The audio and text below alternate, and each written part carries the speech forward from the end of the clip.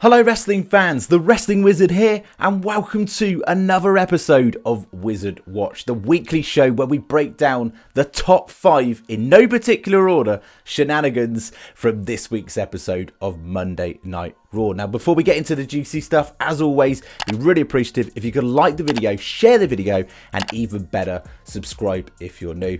So let's get to it. Now, it's safe to say that my heart rate has only just come down from this year's Royal Rumble, and I'm sure it's going to go up a notch again, because in just 2 weeks, we get the Elimination Chamber in Montreal, Canada.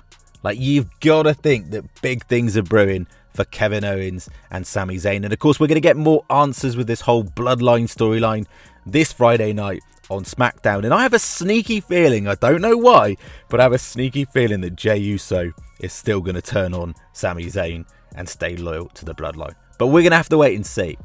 Now, I've got to talk about, in top moment number 5, Cody Rhodes challenging Roman Reigns for the WWE Undisputed Universal title. This is going to be one hell of a matchup. I have a feeling, though, deep down in my gut, that Roman could still retain.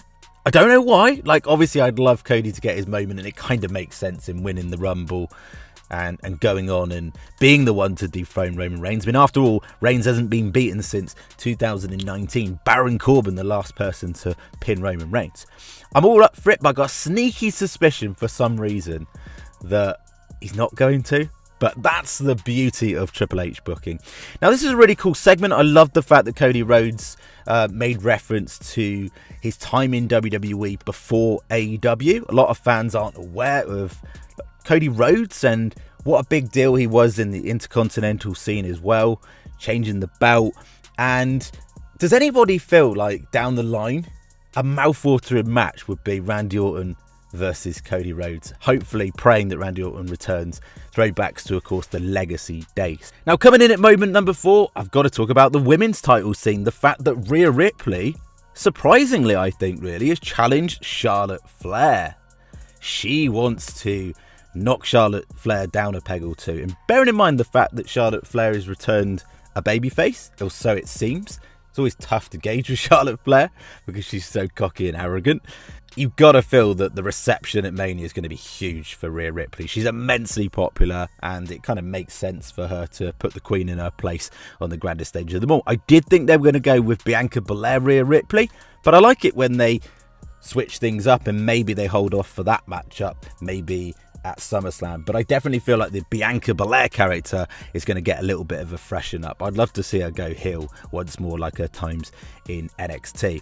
Coming in at moment number 3, now this is a guilty pleasure. We saw the return of Rick Boogs. I think he's absolutely brilliant. He is jacked as well, and maybe that was his downside at WrestleMania, where he tried to do a little too much and then, of course, had that injury. That's the last time we saw Rick Boogs. Now, he's also been confirmed as a member of the Raw roster as well. So Pat McAfee is going to be absolutely heartbroken that he's not going to see his boy Rick Boogs. But it was great to showcase, obviously, his pure strength, athletic strength, alongside, of course, The Miz, putting The Miz in his place. And I like this reintroduction of Rick Boogs. Of course, the big question, where is Nakamura? Where is he? Where is he? Are those two going to team up again and be a tag team? Because the last time we saw those two was at Mania 38, of course, against the Usos when they lost that matchup prematurely because of the Boogs injury. Now, coming in at moment number 2, we had this like VIP lounge segment with Austin Theory, which I thought was a little bit random. And before we go into that, I've got to say I'm loving the way that they've been presenting Austin Theory. I really think this kid is the real deal. He's got everything, in my opinion. I think he's going to be a huge star, and I'd like to think there's going to be a setup for John Cena to take on Austin Theory, and almost a passing of the torch, because there's a lot of similarities between the two of them. Of course, Bobby Lashley came out and then accidentally speared MVP, which is a great dynamic because, of course, there's all the questions surrounding the potential return of the Hurt Business. Now, the other question I have is, Brock Lesnar. When is Brock Lesnar going to show up and get his revenge once more on Bobby Lashley for eliminating Brock Lesnar, of course, in the Royal Rumble? So you know that's coming. Of course, the two could fight at the Elimination Chamber. We'll have to wait and see. Now, coming in at moment number 1, I'm going for the Cody Rhodes Finn Balor match because it was an absolute banger of a match. Of course, Cody Rhodes hitting 3 crossroads for the victory, and I'm all down for this. Like, it kind of makes sense to have this matchup. Of course, Judgment Day red hot at the moment in WWE, and of course Cody Rhodes the winner of the Rumble, and it just shows you how highly they regard the Judgment Day as well. They are heavily featured because they're immensely popular with the Dom and obviously now Rhea winning the Royal Rumble, and those two and the chemistry there. And I'd like to see Damian Priest get utilised a little bit better though, to be honest with you. Like maybe a little bit of a run in the mid-card scene again. We'll have to wait and see. Now, other noteworthy mentions, I guess, throughout the show.